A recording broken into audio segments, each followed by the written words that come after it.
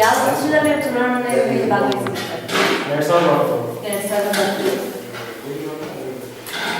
ಎಷ್ಟು ಓಟ್ ತಗೊಂಡು ಸರ್ ನಿಮಗೂ ಬೇರೆ ಪಾರ್ಟಿ ವಿರೋಧ ಪಾರ್ಟಿಯವರಿಂದ ನನಗೂ 126 ಹೆಚ್ಚು ಅಂತ ಚುನಾವಣೆ. ಯಾವ ಪಕ್ಷದ ಫಾಲೋವರ್ಸ್? ಬಿಜೆಪಿಯಿಂದ. ರಾಜಕೀಯಕ್ಕೆ ಬಂದ ಉದ್ದೇಶ ಏನಾಗಿತ್ತು? ರಾಜಕೀಯಕ್ಕೆ ಬಂದು ನಮ್ಮೂರಲ್ಲಿ ತುಂಬ ಗಲೀಜಿನ ವಾತಾವರಣ, ಆಮೇಲೆ ಅವತ್ತಿನ ಅಭಿವೃದ್ಧಿ ಕೆಲಸಗಳು ಆಗಲಿಲ್ಲ. ಅದರ ಮುಖಾಂತರ ನಾವು ಅಭಿವೃದ್ಧಿ ಕೆಲಸಗಳು ಮಾಡಬೇಕು. ಆಮೇಲೆ ನಮ್ಮ ಸಚಿವರಾದಂಥ ಸಿ ಟಿ ರವಿ ಅವ್ರನ್ನ ಅವರ ಒಂದು ವೈಯಕ್ತಿಕ ವರ್ಚಸ್ಸು ಮತ್ತು ಅವ್ರನ್ನ ಒಂದು ಏನೋ ಒಂಥರ ಚತುರತೆ ನೋಡಿ ನಾವು ಇಷ್ಟಪಟ್ಟು ಅವ್ರ ಬುದ್ಧಿ ನೋಡಿ ಅವ್ರ ಪಾತ್ರ ನಾವು ಬೆಳೆಸಬೇಕು. ಅವ್ರ ಮಾರ್ಗದರ್ಶನದಲ್ಲಿ ನಮ್ಮ ಇಂಪ್ರೂವ್ಮೆಂಟ್ ಆಗಬೇಕು, ಸಣ್ಣ ಪುಟ್ಟ ಅಭಿವೃದ್ಧಿ ಕಾರ್ಯಗಳಾಗಬೇಕು ಅಂತೇಳಿ ಅವರ ರಾಜಕೀಯಕ್ಕೆ ಬಂದ ನಂತರ ನೀವು ತಂದಂಥ ಬದಲಾವಣೆಗಳು ಹೊಸದಾಗಿ ಏನಾದರೂ ಬದಲಾವಣೆ ಹೊಸದಾಗಿ ಅಂತಂದ್ರೆ ಊರೊಳಗೆ ಭಾಷಾಚರಣೆ ಇರಲೇ ಇಲ್ಲ.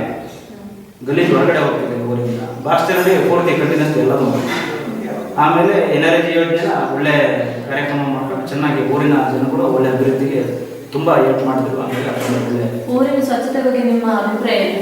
ಎಷ್ಟು ತಿಂಗಳಿಗೊಮ್ಮೆ ಒಳಚರಂಡಿ ಎಲ್ಲ ಸ್ವಚ್ಛಗೊಳಿಸ್ತೀವಿ? ಪ್ರತಿದಿನ ಮನೆಯಲ್ಲಿ ಮನೆಯವರಿಗೆ ಹೇಳ್ತೀರಾ? ಅವ್ರವ್ರ ಮನೆ ಸ್ವಚ್ಛ ಮಾಡಿ ಕಾಣಿಸ್ತಾರೆ. ಫಸ್ಟ್ ಕಾಮಗಾರಿ ಮಾಡಿದಾಗ ಅವ್ರಿಗೆ ಸ್ವಲ್ಪ ಹೇಳಿದ್ದು ಬುದ್ಧಿ ಮಾತು ಇದೆಲ್ಲ ಹೇಳಿದ್ರೆ ಅವ್ರವ್ರ ಮನೆಯಿಂದ ಸ್ವಚ್ಛ ಮಾಡ್ತಾರೆ. ರಾಜಕೀಯ ಬಗ್ಗೆ ತಮ್ಮ ಅಭಿಪ್ರಾಯ ಹೇಳಿದ್ರು. ರಾಜಕೀಯಕ್ಕೆ ಬಂದ ಉದ್ದೇಶ ಆದ್ರೆ ಏನಾಗಿತ್ತು ಸರ್? ನೀವು ರಾಜಕೀಯಕ್ಕೆ ಬಂದು ನಮ್ಮ ದಿಗ್ಗಿನಲ್ಲಿ ಈ ತರ ಇರಲಿಲ್ಲ. ಮುಂಚೆ ನಾನು ಸ್ಟಾರ್ಟಿಂಗ್ ಬರ್ಬೇಕಾದ್ರೆ ಈ ಟೈಪ್ ಇರಲಿಲ್ಲ.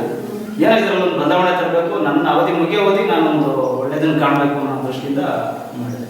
ನಿಮ್ಮ ಫ್ಯಾಮಿಲಿಯಲ್ಲಿ ಯಾರಾದ್ರೂ ರಾಜಕೀಯದಲ್ಲಿ ಇದ್ರು ಅಥವಾ ನೀವೇ ಮೊದಲನೇ ಬಾರಿ ಸ್ಪರ್ಧೆ? ಇಲ್ಲ ಇಲ್ಲ ಇಲ್ಲ, ನಾನು 28ನೇ ವರ್ಷಕ್ಕೆ 29 ವರ್ಷಕ್ಕೆ ಚುನಾವಣೆ ಗೆದ್ದೆ. ಸರ್, ಈ ಊರಿನಲ್ಲಿ ನೀವು ಈಗ ಮಲೆನಾಡಿಯಲ್ಲಾಗಿರ್ಬೋದು ಅಥವಾ ನಿಮ್ಮ ಈ ಊರಿನಲ್ಲಾಗಿರ್ಬೋದು ಏನೇನು ಕೆಲಸ ಕಾರ್ಯಗಳನ್ನ ಮಾಡ್ತಿದ್ವಿ ಅಂತ ನಮ್ಮ ಸಚಿವರ ಅನುದಾನದಿಂದ ಜಾಸ್ತಿ ನಾವು ಅಲ್ಲಿಂದ ಪ್ರಚಾರ ಹಾಕಿಸಿ ಕಾಂಕ್ರೀಟ್ ರಸ್ತೆಗಳು, ಒಂದು 4-5 ಹಳ್ಳಿಗೆ ಕಾಂಕ್ರೀಟ್ ರಸ್ತೆಗಳು, ನೀರಿನ ಟ್ಯಾಂಕು ಮತ್ತು ಮಲೆನಾಡಲ್ಲಿ ಜಿಲ್ಲಾ ಪಂಚಾಯತಿ ಜಡಿ ಲೋಕೇಶ್ ಅವರ ಅನುದಾನದಲ್ಲಿ ಓವರ್ ಹೆಡ್ ಟ್ಯಾಂಕು ಮತ್ತು ಪೈಪ್ ಲೈನ್ಗಳು ನಿರ್ಮಾಣ ಅಂಥವೆಲ್ಲ ವಿಚಾರಗಳನ್ನು ಚೆನ್ನಾಗಿ ಇದು ಮಾಡಿ ಪ್ರಚಾರ ಹಾಕಿಸಿ ಬೇಗ ನಮ್ಮ ಹಳ್ಳಿಗಳಿಗೆ ಕೆಲಸಗಳನ್ನ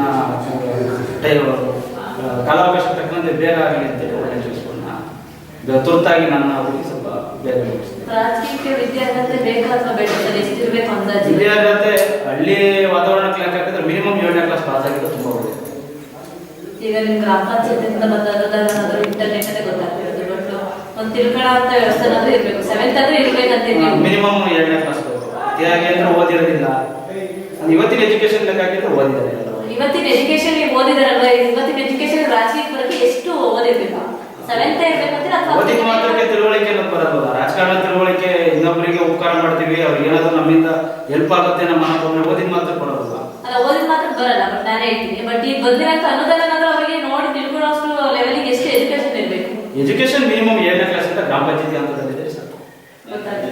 ಗೊತ್ತಾಗ್ಲಿಕ್ಕೆ ಮಿನಿಮಮ್ ತಿಳ್ಕೊಳ್ಳೋ ಅಂತಂದ್ರೆ ಸಾಕು.